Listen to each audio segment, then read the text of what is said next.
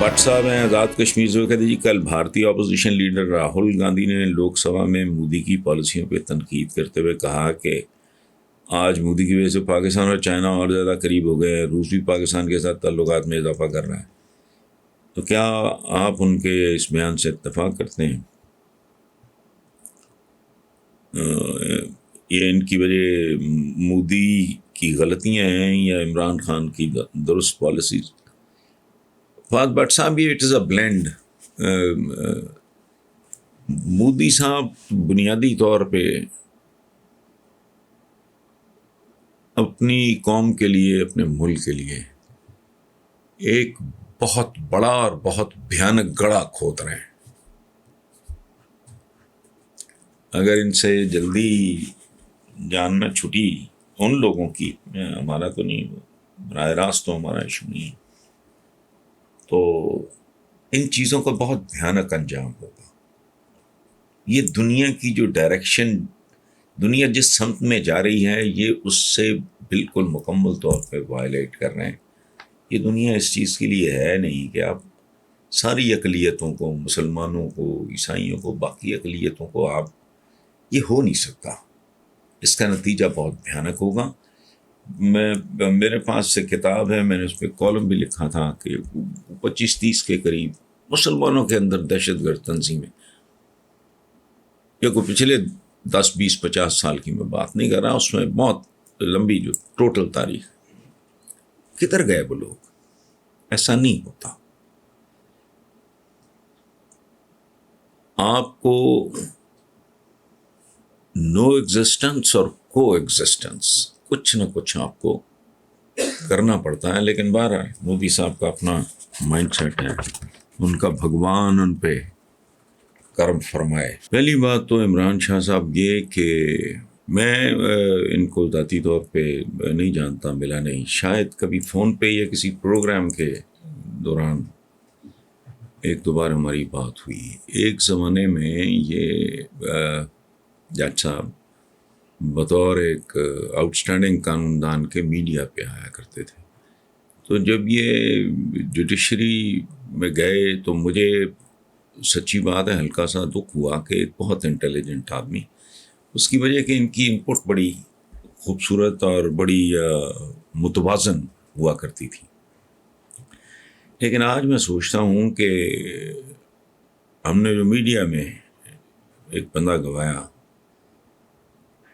وہ شان بن کے ابھر رہا ہے۔ یہ چند دن پہلے کسی نے پوچھا جی کہ کوئی ججز وغیرہ، میں نے کہا مجھے تو ہارڈلی 2-3 نام، چونکہ میرا فیلڈ نہیں ہے اول تو، دوسری بات یہ ہے کہ جسٹس کیانی تھے، کارنیلیس تھے، یہ اللہ نے نظر بد سے بچائے، اور جو انہوں نے کام کیا ہے، یہ آپ نے جس کے لیے اشرافیہ کا لفظ استعمال کیا، میں کئی سال، 30 سال ہو گئے ہیں مجھے تقریباً کالم لکھتے ہوئے، تقریباً نہیں 30 پلس ہی ہوں گے، چند مہینے زیادہ ہوں گے۔ میں نے ان کے لیے 27-28 سال پہلے اس نام نہاد اشرافیہ کے لیے بدماشیہ کا لفظ استعمال کیا تھا۔ اشرافیہ ایسی نہیں ہوتی، یہ بدماشیہ ہے۔ اچھا، اب ممکن ہے سننے والا اس کو یہ سمجھے کہ میں کو خدا نہ خواستہ گالی دے رہا ہوں، نہیں۔ بدمعاش وہ ہے جس کا معاش بد ہو، چاہے کوئی ایسا آدمی ہو جس کے بیٹے بیٹی کی شادی پہ کروڑوں روپے کے، اربوں روپے کے چڑھاوے چڑھتے ہیں، اور وہ سلامیاں سمجھ کے اسے قبول کر لیتا ہے، اور لوگ بھی سلامیوں کی آڑ میں اسے رشوت دیتے ہیں۔ کچھ ہو، جس کا معاش بد ہے وہ بدمعاش ہے، بھلے بظاہر کتنا ہی معزز کیوں نہ ہو، یہ طے شدہ بات ہے۔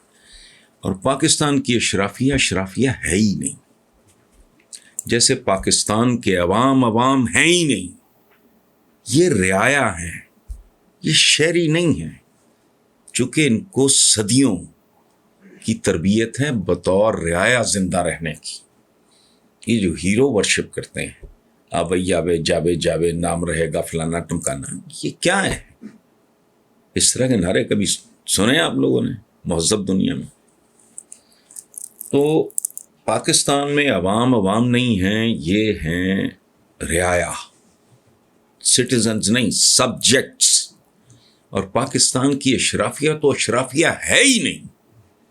اس کی وجہ ہے 1857 کے جو آپ جنگ آزادی کہہ لیں، غدر کہہ لیں، نتیجہ تو اس سے تبدیل نہیں ہوتا، جو بھی کہہ لیں آپ. اس کے بعد گوروں نے بر صغیر میں جینون اشرافیہ کا نام و نشان نہیں رہنے دیا، اور رذیلوں کو، اپنے مخبروں کو، خود کو جو ان کو مین پاور مہیا کرتے تھے ان کو، اس طرح کے لوگوں کو انہوں نے پیٹرنائز کیا اور ان کو جاگیریں دیں. اور ایون پنجاب میں جس کا ہم بہت پریز کرتے ہیں کہ وہ کام اچھا ہے، خلق خدا کے بھی کام آئے، جو ایریگیشن سسٹم ہے، جو آبپاشی کا نظام پنجاب میں، it was to promote a few families, strengthen them. تو یہ اچھا، ان کے فیصلے کے بارے میں تو سبحان اللہ، بندہ میرے پاس الفاظ نہیں ہیں اپریشیٹ کرنے کے لیے، اور ان کا حصہ ہوتے ہوئے. یہ بڑی خوبصورتی کی بات ہے. اسے کہتے ہیں کلاس، اسے کہتے ہیں کیلیبر، اسے کہتے ہیں لیڈرشپ. جوڈیشری کی بھی لیڈرشپ ہوتی ہے، سیاسی لیڈرشپ بھی ہوتی ہے، فکری لیڈرشپ بھی ہوتی ہے، مذہبی لیڈرشپ بھی ہوتی ہے. یہ تو کمال ہو گیا. اللہ کرے آنے والے لوگ ان کو رول ماڈل کے طور پہ دیکھیں. اور اکیلی عدلیہ، سیاسیہ نہیں اس ملک کی، اکیلی عدلیہ اس ملک کا مقدر بدل سکتی ہے. اچھا، جہاں تک یہ تعلق ہے کہ جی کیا یہ فیصلہ ملک کی طاقتور ترین اشرافیہ کے سامنے زیادہ دیر تک ٹک پائے گا؟ آج نہیں تو کل، نہیں تو پرسوں اس اشرافیہ سے جان چھٹنی ہے.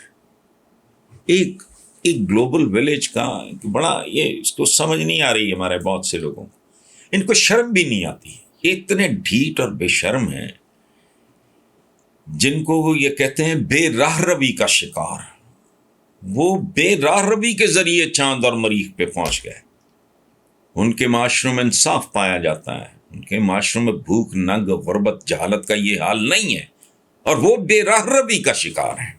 اور ہماری راہ، جو راہ بھی ادھر کو جاتی ہے، مقتل سے گزر کے جاتی ہے والی بات ہے. تو آج نہیں تو کل، اور اللہ ان جیسے کوئی اور چند بندے ہمیں عطا کر دیں.